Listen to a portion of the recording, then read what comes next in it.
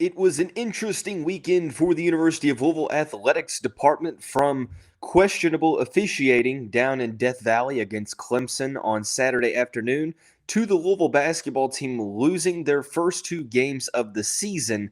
We're going to talk about a lot of stuff on today's episode of the show. With that being said, let's get right on into it. You are Locked On Louisville, your daily podcast on the Louisville Cardinals. Part of the Locked On Podcast Network, your team every day. Hey, what's going on, everyone? Welcome into another episode of the Locked On Louisville podcast. I'm your host, Dalton Pence. Today's episode is brought to you by Sling TV. Don't miss this week's matchup between the Louisville Cardinals and the NC State Wolfpack right here on Sling. Sling, the TV you love for a price that you'll love. Try it today. As always, I want to say thank you all for making us your first listen of the day. Just a reminder, the Locked On Louisville podcast is free on all streaming services, 5 days a week, your team every day. A lot of stuff to talk about on today's episode of the show. It was kind of a rough weekend overall for the Louisville athletics department, especially for football and basketball. We're going to talk about the questionable officiating against the Cardinals down in Death Valley against Clemson.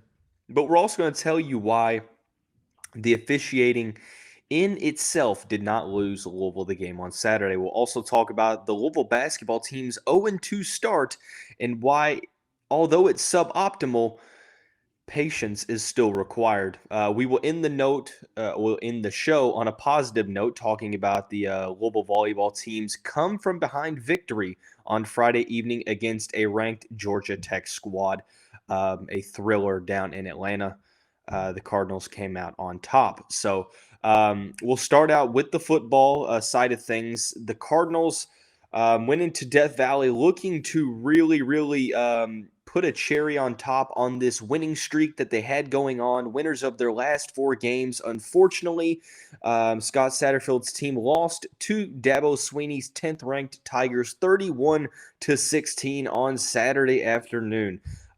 This was a very interesting game because it felt like from the very beginning the officiating was questionable. Now, granted, let me say this because I think that it's a pet peeve of mine to completely blame a game on officiating, because there's so many instances in a game, there's so many plays in a game that, I just feel like even if there is a play at the end of a game that turns out to be decisive, like a pass interference call or a holding, whether that's questionable or not.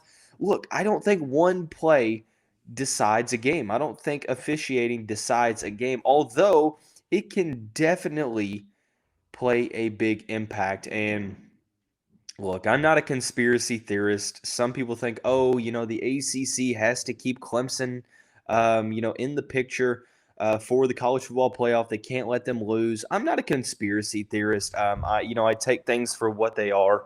I do think that it was a very questionable officiated game. There were many instances on Saturday afternoon to where you look back on the plays, and there's many videos out there of highlighted instances of either missed calls or bad calls. Shout out to my guy, Alan Thomas, at the State of Louisville, for essentially posting every single missed call that he saw. There were a couple of them, from missed targeting calls on Brock Doman to a missed face mask on Malik Cunningham, a missed holding call on a screen pass, so on and so forth. But the main one that a lot of people are talking about is the pass interference call at the end of the first half. Louisville was down by 3. I think it was 10-7. Clemson had the ball. I think it was like 3rd and 8 on the Louisville 35-yard line, right? DJU drops back. Uagalele throws the deep ball to, I think it was Will Shipley. I think Will Shipley either came out of the backfield on a wheel route, or it was just, a route out of the backfield. Regardless, Josh Minkins picked Will Shipley up pretty close to the beginning of his route and ran step for step with him.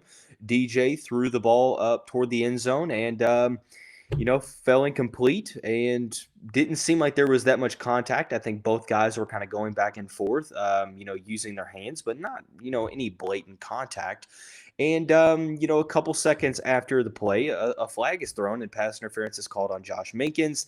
A lot of the Louisville fan base was riled up over this because there was an official standing about 3 feet away from the play. No call was made by that official, but instead, the referee at the line of scrimmage, 30 yards away from the play, decided to make that call and call pass interference. And the nearest official obviously did not object to the call. Clemson would go to score a touchdown to end the first half and go into the halftime break up by 10, which definitely swayed the momentum for a game that ended up, being a 15-point margin. Granted, Louisville scored at the very, very end on the last play of scrimmage to make it 15-point game. I think that definitely took the air out of the sails for Louisville. I think that, there were some instances in the second half, and we'll talk about that in here in a second. But that play in general, look, I think it played a big part because instead of Clemson looking at 4th and 8 from the 35-yard line to where you have a decision of whether you want to maybe take a delay of game and punt it, but rather they'd probably go with BT Potter trying to kick a 52-yard field goal, and he's a very good kicker. So worst case scenario, Louisville likely would have gone into the half down by 6, trailing by a single possession instead of down by 10. And that definitely, threw a wrench in Louisville's plans. Now, like I mentioned, there were many instances of very questionable officiating, and it felt very, very one-sided. Granted, when you look at the penalties, if you didn't watch this game, you probably wouldn't think that it was too lopsided. 6 penalties for Louisville, I think 4 for Clemson. But it was kind of the missed penalties, in my opinion. But regardless, I'm here to tell you that as frustrating as the officiating was, as questionable as it was, as, let's be honest, downright horrible as it was at times, Louisville had their chances to win this game.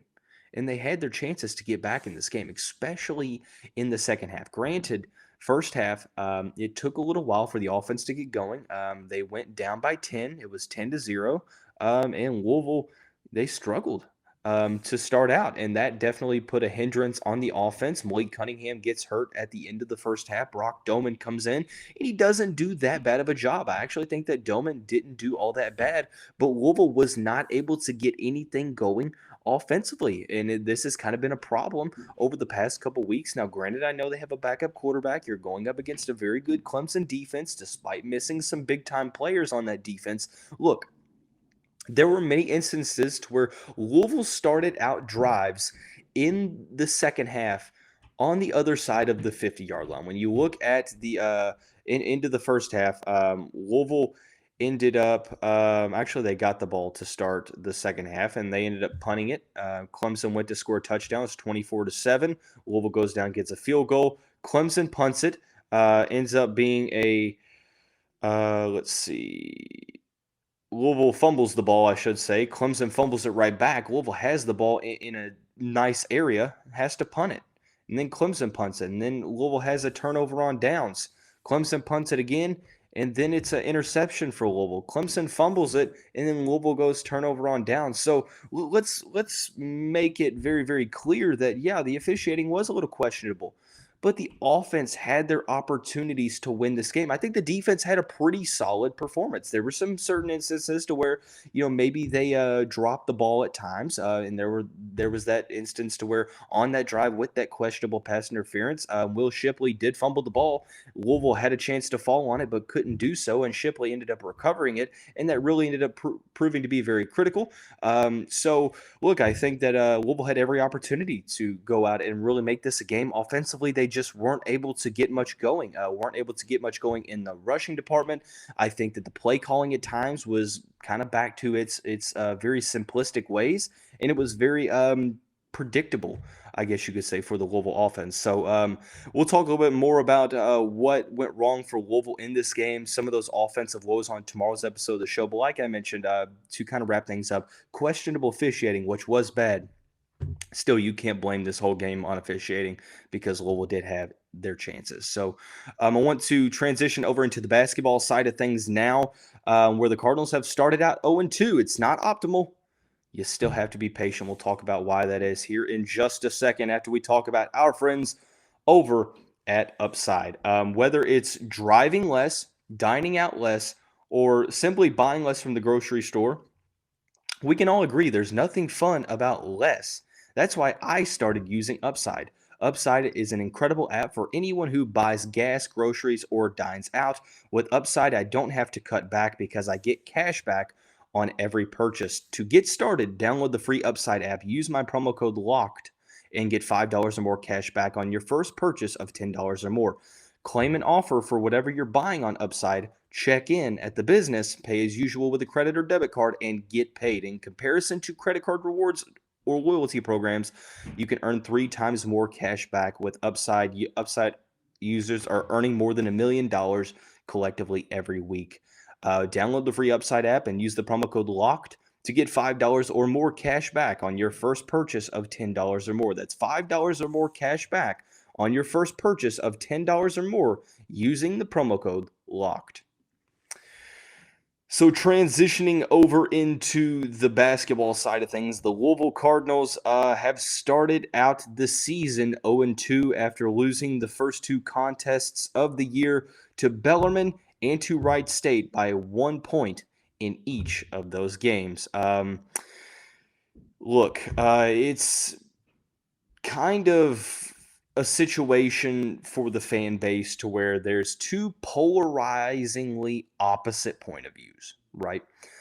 There is the point of view from the optimistic side of things that feels like, okay, hey, look, Chris Mack didn't necessarily do Kenny Payne any favors in terms of the roster. He's still, trying to develop some of these players on a team that went under 500 last year. They still were fighting the NCAA cloud to where recruiting was, directly affected, and it affected getting grad transfers and one-year transfers because of the uncertainty with the NCAA and a possible postseason ban. And then not to mention now, you have a first-year head coach. You have a rebuild on your hands. This portion of the fan base is preaching patience. It's, hey, look, we understand that it's going to take a little while, but we have decided that we're going to trust the process. We're going to take some of the bumps along the road, and we're going to focus on trying to see improvement with each and every game, hoping that the team can continue to play more confidently as the season goes on. We understand year one's probably going to be tough, but with the cloud gone from over our heads, recruiting will help next season. And then we'll address things there on out. This year, it's just all a matter of weathering the storm and staying, focused on trying to get better each and every day. There's the other side of the fan base that believes, hey, look, I don't care if it's a process or not. Losing to D2 team in exhibition, barely beating Chaminade in the second exhibition, and losing your first 2 games, one of those being to Wright State, even a loss against Bellarmine. I don't care that it's a rebuild. The University of Louisville should not lose these games. There is the portion of the fan base that believes that, recruiting wasn't necessarily affected all that much by the NCAA. In fact, it's more so the criticisms are geared toward the NIL.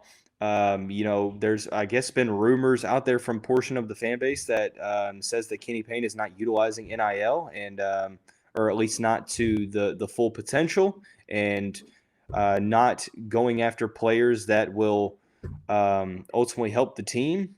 And this is kind of a direct reflection of the team not going after guards in the offseason, and you're seeing some of those issues now. So those are kind of the 2 sides of the table, right? There's the optimistic side, and then there's the pessimistic side. I'm more so on the optimistic side, although I can understand what the other argument is saying. Look, here is my take. I think it's not a suboptimal start. look, I think that this program has high standards. Losing to a D2 school in exhibition, losing to Chaminade, or not losing to Chaminade, but barely beating Chaminade, losing the first 2 games of the season to mid-majors by 1 point, it's frustrating for sure. And I'm not going to sit here and I'm not going to accept these losses. Because I expect better. I expect better from this team. I think that the team expects better from this team. So I think that what's frustrating at times is that you see that Louisville is better than these two teams. You have the instances to where defensively they've struggled. Whether that's just is seemingly falling asleep on backdoor cuts or just not getting down the floor or whatever may have you. I think at the end of the day, there's some aspects of the past 2 games that I look back on and I'm like, man, that's not good enough. But also, as much as it is not optimal to start the year, we've got to have some patience because it is a rebuild. Look, I get the frustration. Nobody's happy because of an 0-2 start.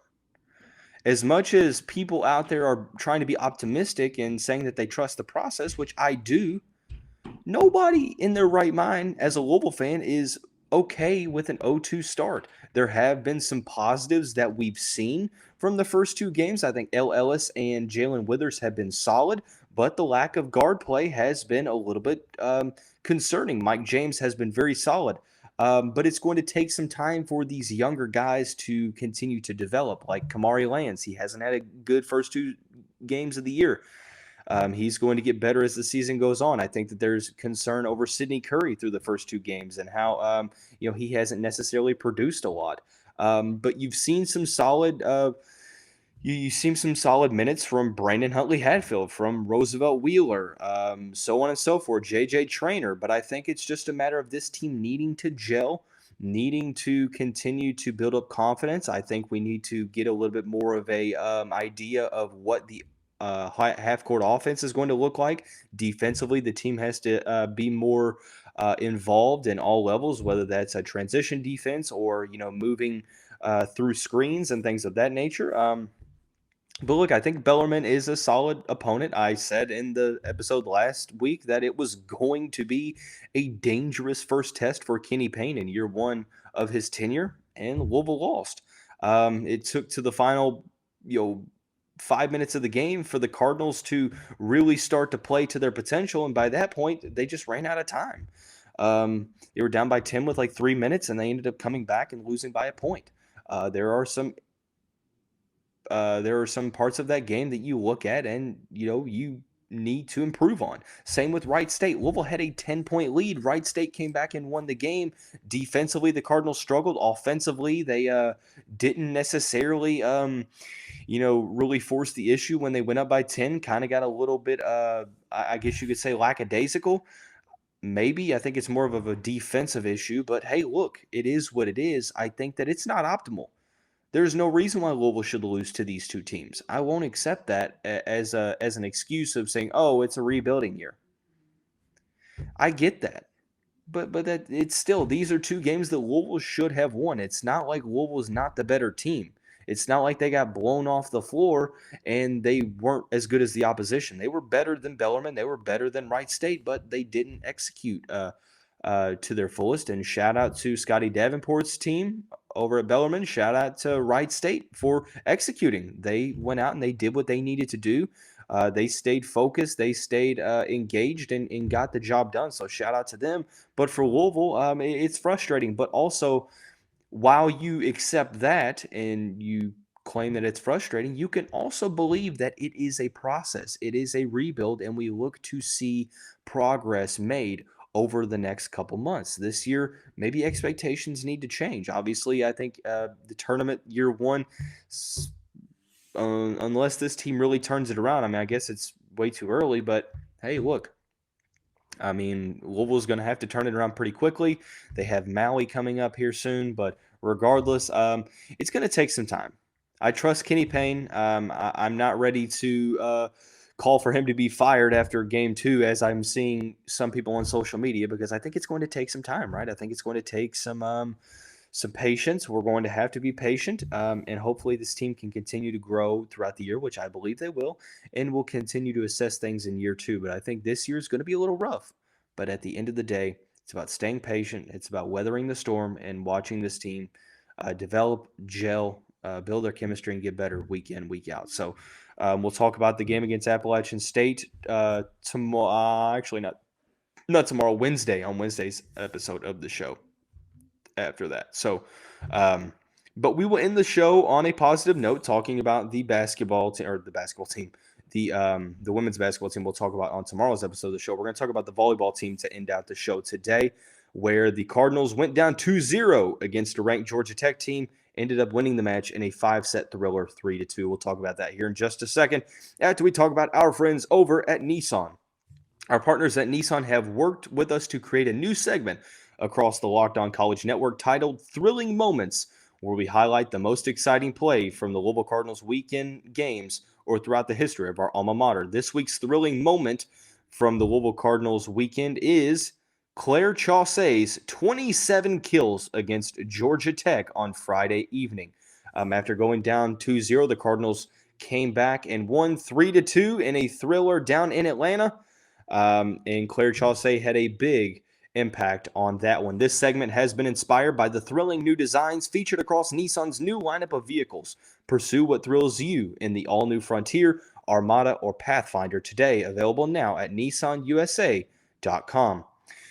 Thanks again for making Locked On Louisville your first listen. For your second listen today, check out Locked On Sports Today. From the games that matter the most to the biggest stories in sports, go beyond the scoreboard and go behind the scenes with local experts and insights only Locked On can provide. Locked On Sports Today, available on this app, YouTube, and wherever you get your podcasts. So moving right on along, discussing the Louisville Cardinals' 5-set thriller victory over the Georgia Tech Yellow Jackets on Friday evening. The Cardinals went down into O'Keefe Gymnasium and played the 13th ranked Georgia Tech Yellow Jackets. And went down 2-0 early on in the match. Lost the first two sets 25-17 and 25-17. But once again, not out of it just yet. Unlike the Pittsburgh match when they went down 2-0 and ended up losing in 5, the Cardinals were able to complete the reverse sweep, winning the next 3 sets of the match, 25-14, 25-19, and then a 15-11 decisive 5th set win. Once again, putting that resilience on full display. This Louisville team may face some adversity in matches, but they are never out of it until the final point is scored. And the Cardinals, once again, with their backs against the wall, rose to the occasion. And Claire Chaussee had herself an evening. 27 kills on the match, which was a career high. Probably even the most impressive aspect of that is the fact that she swung at a 317 clip, which for those who don't understand, that's hitting percentage. And that is very, very good. Chaussee had a fantastic match. Also, Iko Jones had 12 kills. Amaya Tillman had 11. The Cardinals just overall very, very solid in this one. Anna DeBeer ended up having only 3 kills in this one. But it was Claire Chaussee leading the way. Iko had 12. Tillman had 11. And then you had Raquel Lathero, who led the way with 57 total assists.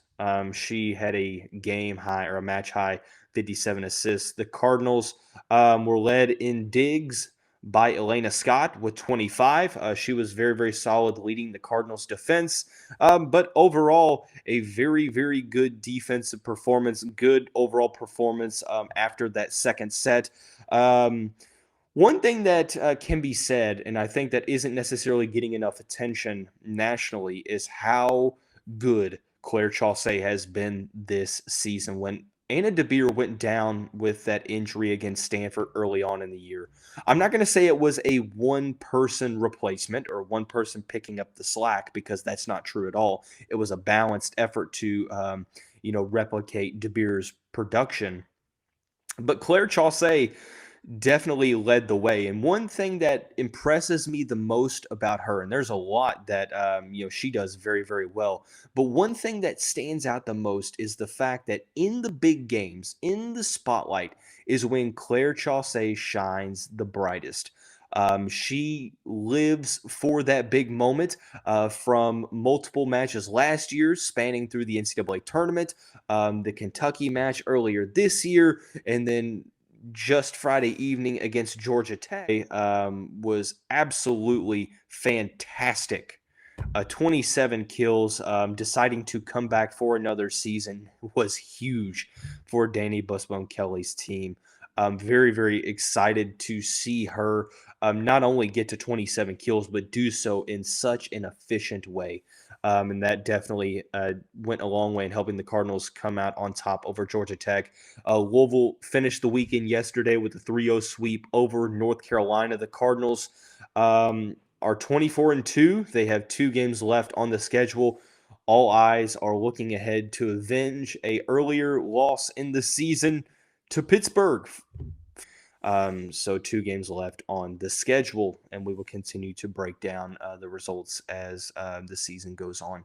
But thanks again for making Locked On Louisville your first episode, or first listen of the day. Sorry, I'm losing my mind. Also, tomorrow's episode, we'll talk about the Louisville offense football-wise and why it's been struggling. We'll talk about the Louisville women's basketball team's victory over Belmont on Sunday. We'll also dive into the weekly mailbag. So with that being said, everyone have a great day. Have a great start to your week. Go Cards. We'll see you right back here very